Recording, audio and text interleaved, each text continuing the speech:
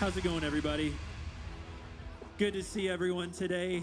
It is going to be 104 outside, so I apologize in advance for when you walk out these doors and just experience that. But it's good to see all of you today. My name is Jesse. I'm the Community and Discipleship Pastor. And Ezrika is commanding me, so I have to, no, just kidding. Ezrika is asking me, if you could scoot in, if you're especially in here, if you could scoot towards the middle, that'd be ideal. If you could scoot towards this side, you can come this direction. People who got here late can sit on the outside. Same thing over here. If you could scoot this direction, get to know your neighbors. We're all the body of Christ together, so we can be a little bit closer, right? That's okay. But today is the first day of camp meeting. And so if you grew up Adventist, then you most likely know what camp meeting is. Adventists would get together, they'd camp, and then we'd have these big tents set up and we'd have meetings in them.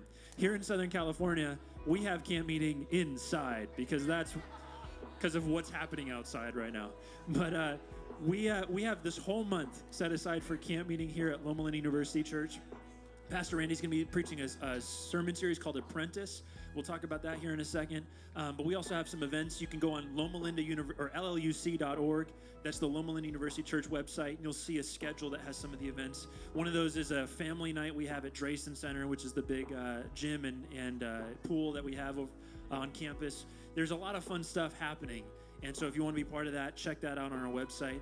But a couple of things before we move on. If you are a first-time guest today, if it's your first time here, you're from wherever, I know we got a whole crew from Tahiti right here. If you guys have been watching the Olympics, that's where the surfing is. So, but if you're a first-time guest, then we have a gift for you after the service. And so come on out. We'd love to meet you. We know it's weird to walk into a place you've never been before.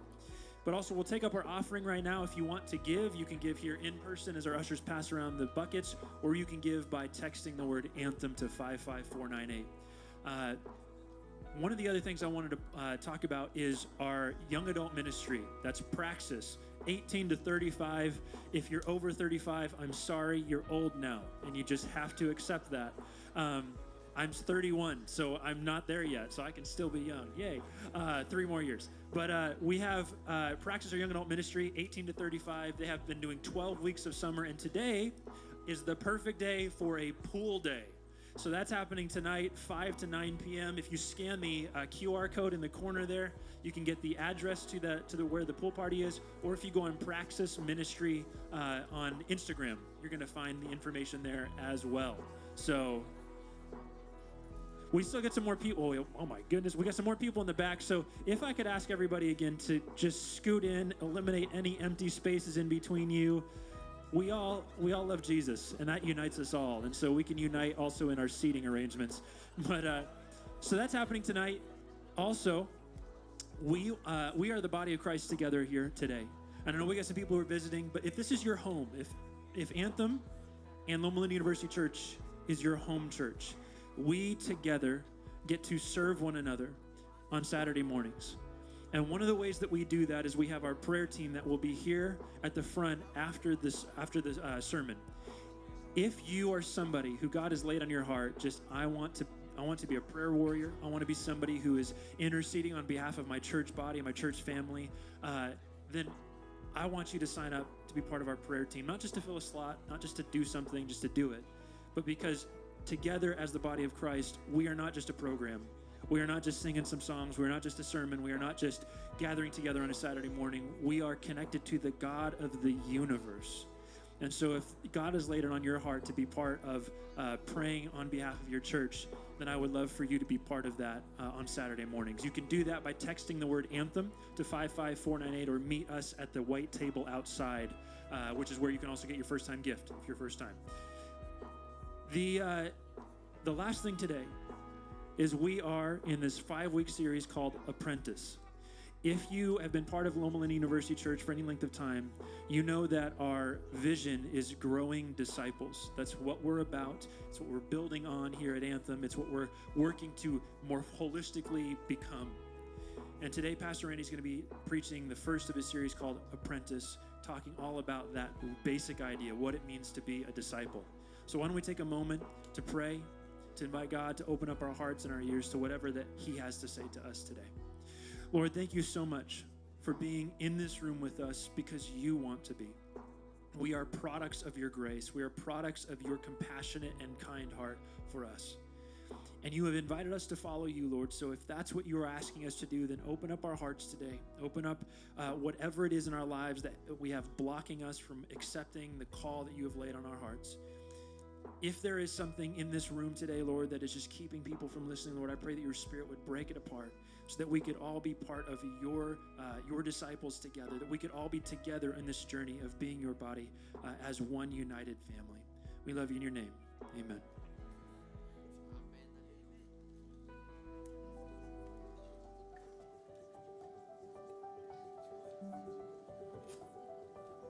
Printmaking has given me a sense of community for sure. The process really forces you to be really intentional with everything you do with it. Openness to new ideas and new ways of looking at things, I think that's what I got from my first time picking printmaking. I think just that openness to trying new things and learning new things, it could really, down the road, change your life.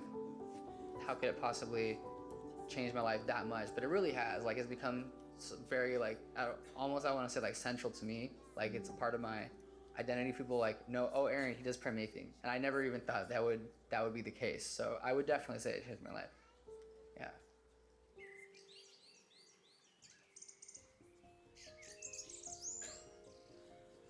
I am Aaron Desjardins. I am a graphic designer, artist, and printmaker. I got into relief printing through last year art and design, specifically through Tim Musso. It was super helpful in getting me into this art form. I actually took it as a class about 3 years ago, and ever since then I've fell in love with it and I've just been making prints since. It was COVID and I had just switched my major to art. I didn't know anybody in the art department, and I remember Tim reached out to me. He emailed me and he was like, hey, welcome to the art department. Do you want to set up a quick Zoom call just so I can get to know you a little better? I remember that really stuck with me because I had never had a professor or a teacher do that, to go out of their way to just meet with me, just to get to know me. At the end of that quarter, just having Tim be like, hey, I think you'd really enjoy this class. Printmaking will change your life. It's gonna be, it really just changes the way you look at the world. And I really took that to heart.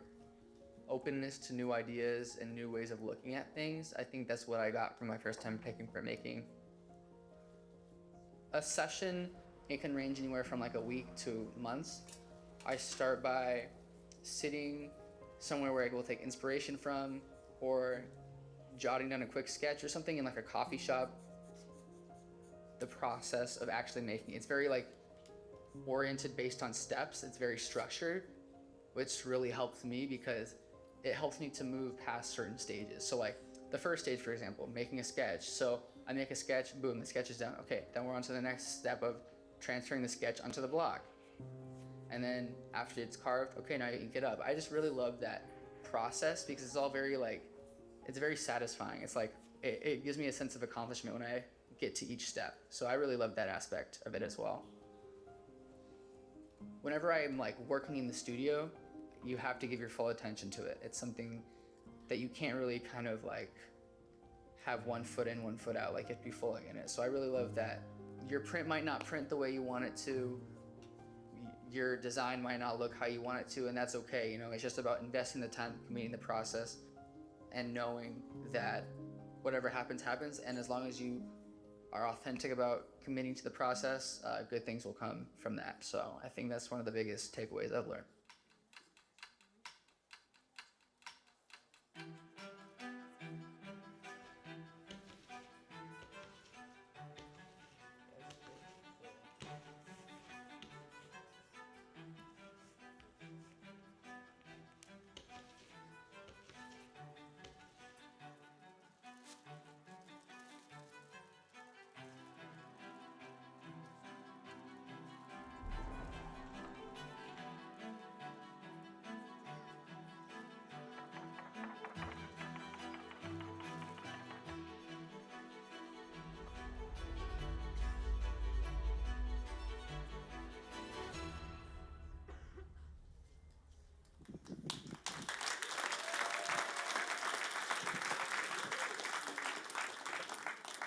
Good morning. It's really good to see you. Where have you all been? Honestly, I have missed you. I've prayed for you. I've looked forward to being back together again. A lot has happened here at Anthem in recent weeks. Just want to say a word or two about that before we turn to look at the Word. I'm saddened to know the news you already know, that that's Pastor Josh will be leaving us. A couple of weeks from today, we're going to have some time to be able to talk with him and celebrate him and share with him the blessing that he has been. I have so many good things I can tell you about Pastor Josh. What he has done, Emily, are realities for which we are profoundly grateful. So thank you very much. I also have to express sincere gratitude and appreciation to the ones who continue to keep Anthem moving forward. Pastor Jesse, who was up here a moment ago, David Olson over there, who has been instrumental, pardon the pun, in music, Isaac and his crew, the whole team, our leadership group this morning for worship, amazing. I just have to say thank you so much from the bottom of our hearts and souls. A few weeks down the road, we'll share with you. We have spent many hours working, talking, praying, and planning. We believe we have a clear plan ahead and one about which we are, while saddened, also excited. I think God continues to walk with us in this endeavor. So thank you to you. You've been very gracious to us, and we're delighted to have you as our community.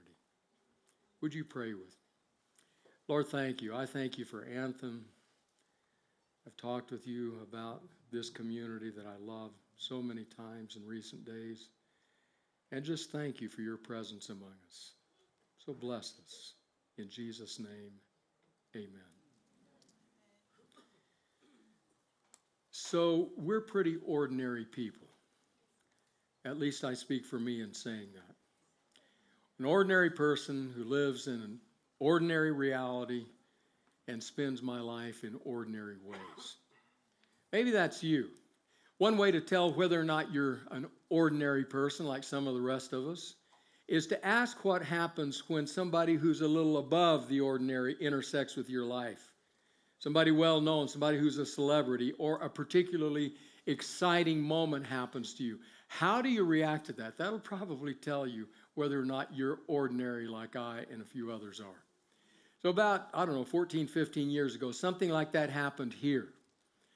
So we were told, the University Church leadership, that we were going to have a special guest on our campus, coming to the campus to do something very special, having to do with some important congressional papers, and that person was wanted to speak at our church for a special event. So we were pretty excited. It was the former First Lady of the United States of America. Her name was Barbara Bush. Barbara Bush is coming. She's going to speak here. Well, Barbara Bush was a unique person. For those of you who remember her years, you will know what I'm talking about. I looked it up again just this week. Britannica.com says during her tenure as First Lady, she was consistently in the top 3 most admired, loved, and respected women in the country. And the reason was she really had an apolitical image that was grandmotherly in nature. She was the kind of person who what she said she was and what you saw you got. A couple of stories to illustrate that. Read a story about her son, who also became president, coming to visit she and her husband, who was the former president. So they're sitting in Barbara's living room talking, and her son, the sitting president, sitting on the couch, relaxed. He puts his feet up on the coffee table. She looks at him. She says, "Get your feet off my table." And her husband says, Barbara, he's the President of the United States. She says, "I don't care who he is. I don't want his feet on my table." That was Barbara Bush. Or I read of the time that she said, "I'm the wife of one president, the mother of another president, the mother of a state governor. I rule the world."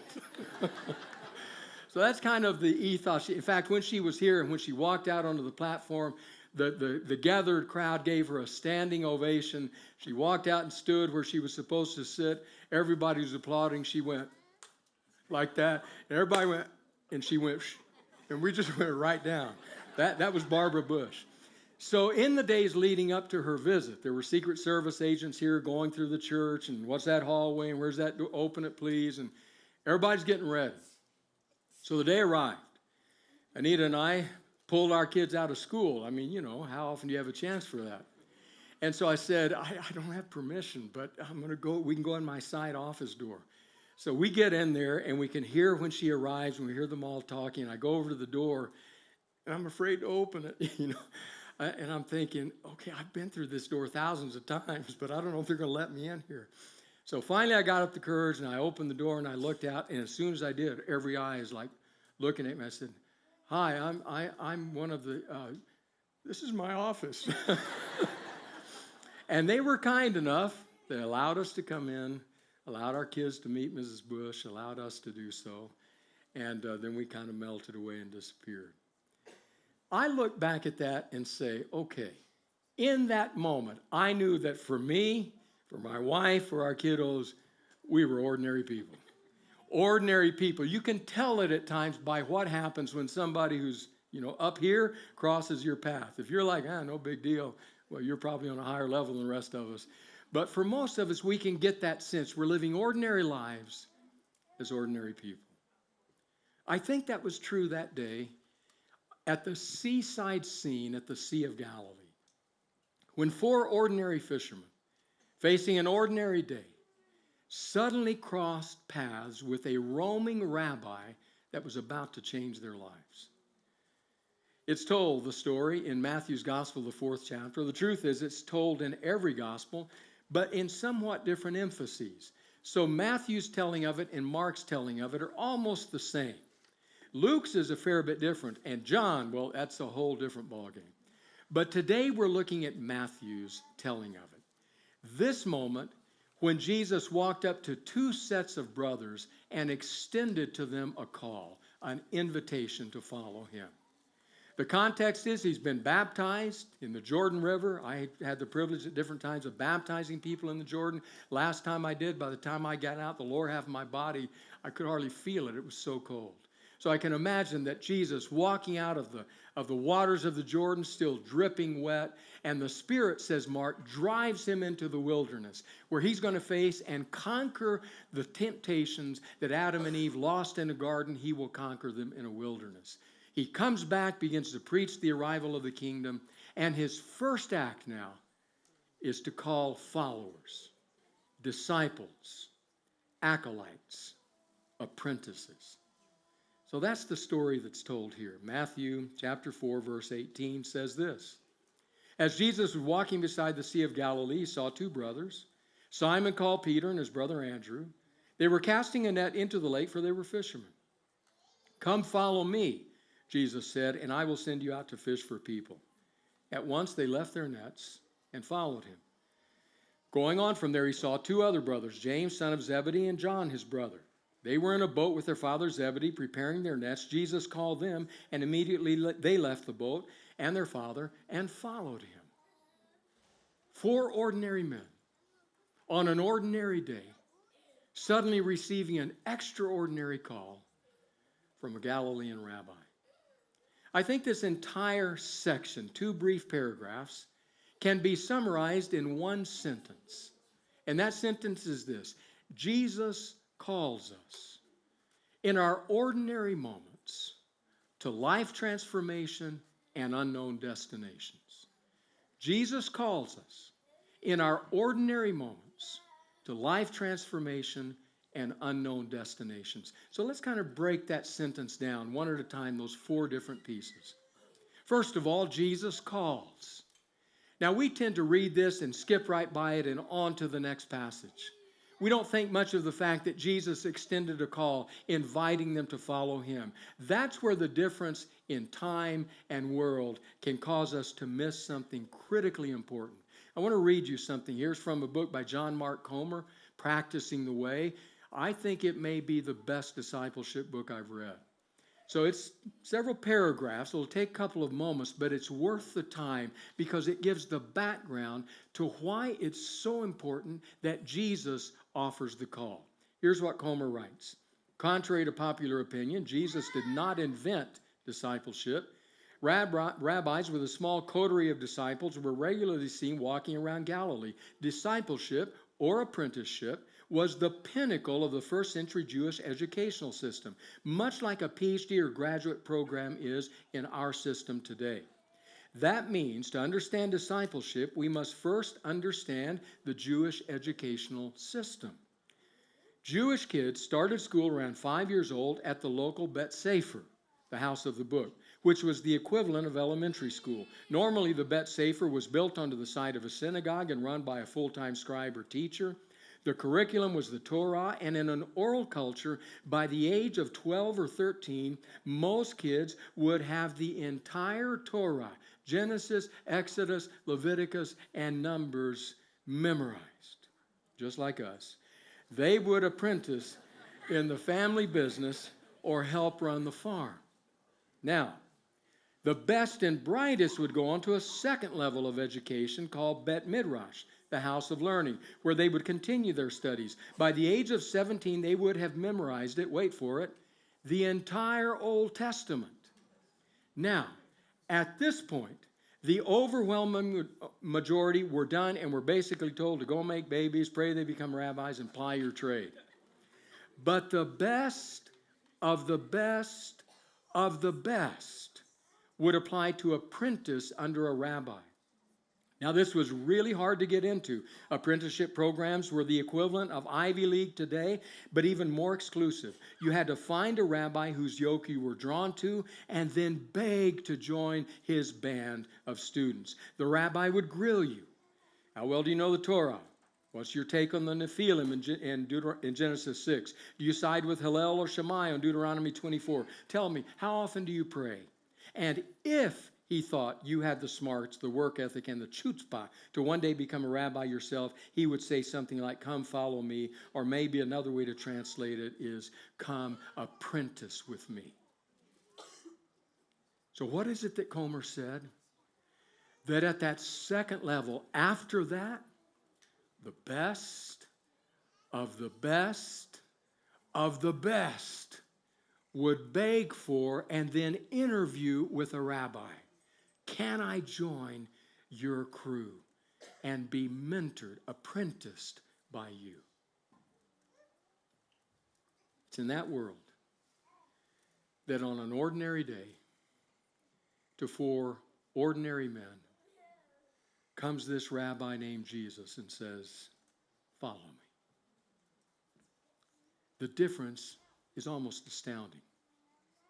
Because with others, had to do with application. With Jesus, it had to do with invitation. With others, it had to do with your worth. With Jesus, it had to do with your willingness. With others, it had to do with whether or not you had the potential to become a rabbi. With Jesus, it had to do with whether or not you had the willingness to just keep following him. With others, they would look you over and decide. With Jesus, he said things like, come to me, all who labor and are heavy laden. A world of difference. We can't miss that. Because someone here today may be here today almost by accident. You got up, you looked at your phone, 104. I'm going to be out of here like a bat out of the Inland Empire. I'm headed down to the beach. And then you call a friend and say, well, why don't we go to Anthem? I don't know. And you ended up here, got talked into it. An ordinary day. It could be that on this ordinary day, Jesus is speaking to you, saying, come, follow me. Makes all the difference in the world. Our sentence, Jesus calls us, in our ordinary times, to life transformation and unknown destinations. Now, what about that second one? In ordinary times, ordinary hours, ordinary days. Why would I say that? Well, I want you to notice how Matthew, we just read it, but it's easy to miss, how Matthew tells the story of what happens. So there are 2 paragraphs in this one section. Listen to how he starts each one. This is how the passage begins. As Jesus was walking beside the Sea of Galilee. You're just out for a walk. Was this your morning walk? You're looking for some fish to buy? Is this your time alone with Jesus? You're just taking in the scenery? That's how it sounds. As Jesus was walking along. He is, as my daughter would say, that's kind of random. Well, that's how it feels. And it's not as though it stops there. The second paragraph, same section leading to the second call, this is how he introduces that when it says, going on from there. So as you read this, you get this picture that Jesus is walking along, he stops and says, come and follow me. And then he just keeps walking along, who knows how much further later, come and follow me. There is a sense of ordinariness about it that is striking. And yet on this ordinary day, to these ordinary men, the extraordinary call of Jesus comes. I love the words of one New Testament scholar who's writing about this passage, words of Brett Younger. He writes, we can hear Jesus' call even in the cluttered busyness of our days. We cannot be sure that any decision is unimportant because the sacred is present in the ordinary. Every moment matters because life is holy. God speaks to us in the ordinary and the routine. If we pay attention, we will see that even as unsurprising a life as most of us think we live is extraordinary. Waking up after a good night's sleep, frying an egg, hugging someone we love, taking a child to school, eating lunch with a friend, trying to do a decent day's work, reading a good book, reading the good book, preaching, praying, and thinking about the wonderful, normal possibilities. No event is so commonplace that God is not present. Every moment and every word have possibilities. We grow in faith not only in memorable, never to be forgotten moments, but also in forgettable moments. When we decide to pray instead of turn on the computer, to say something kind instead of something clever, to help when we do not have to. Grace comes to us in unspectacular deeds. The novelist John Updike said, I will try to work steadily in the spirit of those medieval carvers who so fondly sculpted the underside of choir seats. We learn to follow in simple acts. Slowly but surely our priorities change. On the day they first followed Jesus, the disciples were brash, impulsive, and stubborn. They smelled of fish and were not always kind. Day by day, they had to learn to be the church. Every worship service is an opportunity to hear again that call to follow Jesus in the ordinary moments of life. It happens everywhere. See, that young medical student has no time for God, totally focused on her studies. She enters first year anatomy lab for the first time, chokes on the formaldehyde, sense of fear and trepidation for what awaits. But then day in and day out, first couple of weeks, classmates around her, as she dissects a human body and begins to realize its intricacies. 3 weeks in, it slips almost imperceptibly from her lips. I will praise you, for I am fearfully and wonderfully made. That's Jesus, his call. The grandpa, one grandchild, one grandson, the light of his life, but he wants nothing to do with God. All he wants is to play drums, be in the band. But then some friends say, hey, we got a band at church, we need a drummer. Church. But he comes, and he sits, and there on the back row, an old man, a bit stooped, looking a bit out of place. He's got plugs in his ears and tears on his cheeks. Just says, thank you, God. Thank you that you moved through some friends to say, come. Ordinary moments all over the place where Jesus is speaking to you, to me, to someone specific today. With this call, come. That's how he works. Jesus calls on ordinary days. Now the question there becomes obvious then. Okay, he's calling us on ordinary days. To what? In fact, I have long thought and discovered in preparation for this sermon that I'm not the only one that thought it, that the most obvious answer to follow me is questions. Where are you going? How long will we be gone? What do I need to bring along? When will we be back? That's the obvious answer to such questions. So that's what this addresses next. Jesus calls us on ordinary days, and the next two realities are that to which he calls us. The first one is to life transformation. He calls us to transformed lives. That's exactly what we just read in the last quote. They smelled a lot like fish. Ultimately, somewhere way down the road, they were transformed. Blustering, blundering Peter, making all kinds of rash promises he couldn't fulfill, lying and swearing in ways that didn't sound anything like Anthem. And suddenly he becomes a man of courage. In fact, if you read this, you'll see transformation in shadow outlines in a couple of ways. The first way is he accepts their profession and doesn't at least metaphorically change it. He says, you were fishermen, now you will fish for people. I'll take you as you are and you'll keep using the gifts you have, but your target will change. Your focus will change. What you do will last a whole lot longer than evening supper. And then secondly, notice the difference between what the two sets of brothers left. For the first one, he called them. And it says they left their nets and followed him. For the second ones, he called them. It says they got out of the boat and left their father and followed him. Could it be that Matthew is trying to underscore and underline this will affect some of the deepest parts of your life? What you do for a living, the people to whom you're closest, your family, will be affected by the transformation that's going to happen in your life. It's real. It will come. Again, one more time, the words of Brett Younger, who says, the routine, everyday ways in which we follow Jesus, the way we read Scripture, welcome strangers, and love the lonely, are crucially important. God works in quiet ways. God is present whenever we live with hope and forgiveness. Our calling is faithfully to live God's grace on routine days in ordinary ways. Love spreads word by word. The bucket fills drop by drop. Wrongs are righted one by one, which is a way of saying we are transformed one faithful choice after another. Life transformation will come. So you slipped into Anthem to hear the excellent worship music and to participate. You planned to slip out after that, and I ran into you and you thought, uh-oh. So you went back in and sat down.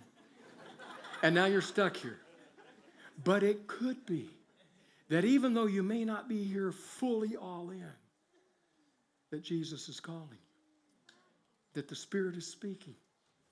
He's saying, ordinary days, ordinary people, come, follow me. Just the way he works.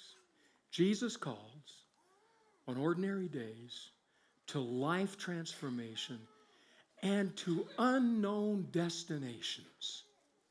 Unknown destinations, right? Where are you going? Doesn't get asked. They don't know where he's going. It's kind of like in the Old Testament, Abraham, God's saying, come. Abraham, I want you to leave your land, your people. I want you to leave all of this behind. And I want you to go to a land that you don't know. It's like, well, where am I going? Don't worry about that. Just keep following. Who does that? The most important decision you can make when you're leaving on any kind of journey, long or short, is where am I headed? What is my destination? Because once you have decided what your destination is, it simplifies every intersection you encounter. Because your only question is, which direction takes me more directly to my destination?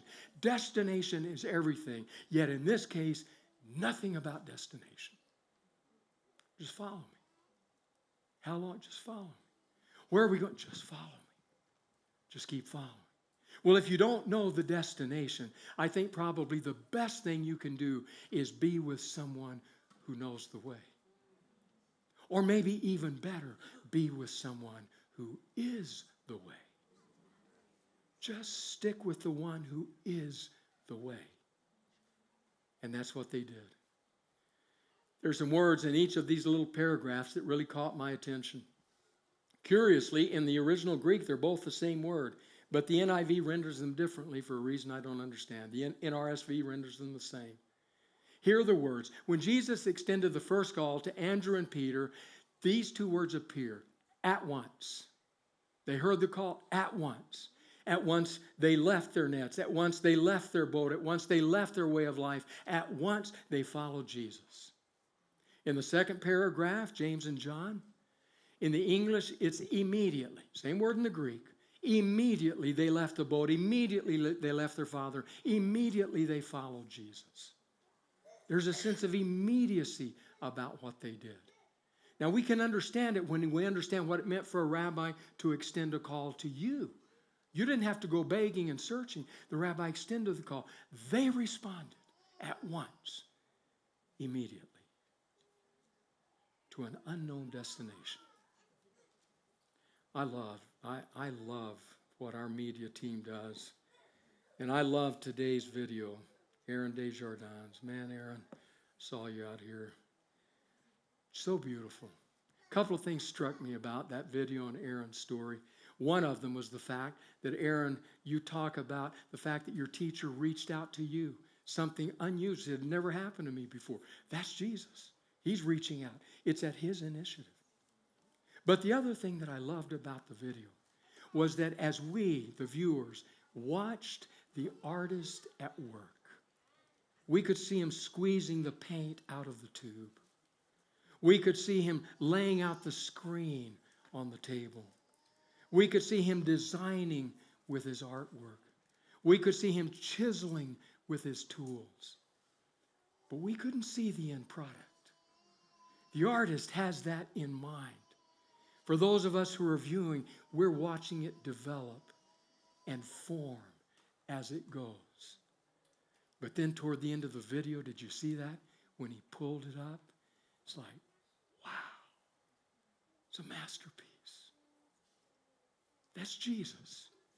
Just keep following. Apprentice yourself to me and just keep following. Many times you will have no idea of the destination, but I, the divine artist, am at work in your life. Unknown destination. So you know what it brings to mind for me? It brings to mind the question, what happened to these four? There were many to come, 8 more of the 12 and hundreds and thousands of others. But what happened to these four? Scripture doesn't tell us a whole lot. It does tell us some. Tradition tells us some of it very old tradition, some not quite as dependable. So what happened to them? Andrew, we don't know a lot about Andrew. We do know this. Almost every time Andrew's name appears in the record, he's bringing someone to Jesus. Bringing someone to Jesus. Almost every time he's bringing someone to Jesus. Amazing. Tradition tells us that later he left that area, traveled all the way to Scotland, and brought the gospel message to Scotland. Another tradition says that after he left Scotland, he was martyred in Greece. We don't know that for certain, but some of it is very old and likely is grounded in some kind of truth. That's Andrew. And then James. We know more about James. We know exactly how the story ended for James. James was faithful. James was a leader in the church until in about AD 44, the sword of Herod Agrippa I cut his life short as the first martyr of the 12. Faithful to the end. And then Peter. Mercy. Peter who knew it all and said it all. Just shut up. You know, Peter, that Peter. Peter who guaranteed everything and fulfilled nothing. Peter who was scared for his life when things got tough. We know a couple of things about Peter from Scripture. We know he was traveling to Rome. And we know from John 21 that Jesus had said something about his martyrdom. What does tradition tell us? Probably an accurate tradition. It tells us that in Rome, Peter's life ended because of his faithfulness to Jesus. And it tells us when the moment came to be crucified, that he said, "Don't crucify me like my Lord. I don't deserve it. Crucify me upside down." So that's likely how Peter ended his life. And John, the one who couldn't keep, over and over again, couldn't keep from taking quill pen in hand and scratching onto parchment letters and stories and gospels about love, became known as the apostle of love. The elder, they called him. Old man who had followed Jesus and loved him all the way to Patmos and back, One ancient tradition tells us that after Patmos, John went to live in Ephesus, that great crossroads of a city in the ancient world. Well, not actually exactly in Ephesus, but just outside of Ephesus. A little stone house that I have visited, where it is believed John, to the end of her life, cared for his mother. His mother. You say, I didn't know we knew who John's mother was. We do. Because John had blood spatter on him from the cross of Jesus when Jesus looked down at his own mother and his beloved disciple and said, John, that's your mother. Mom, that's your son. So that apparently to the very end of her life, he was faithful. I don't know where destiny will take you, where the destination will be. Well, I do know this.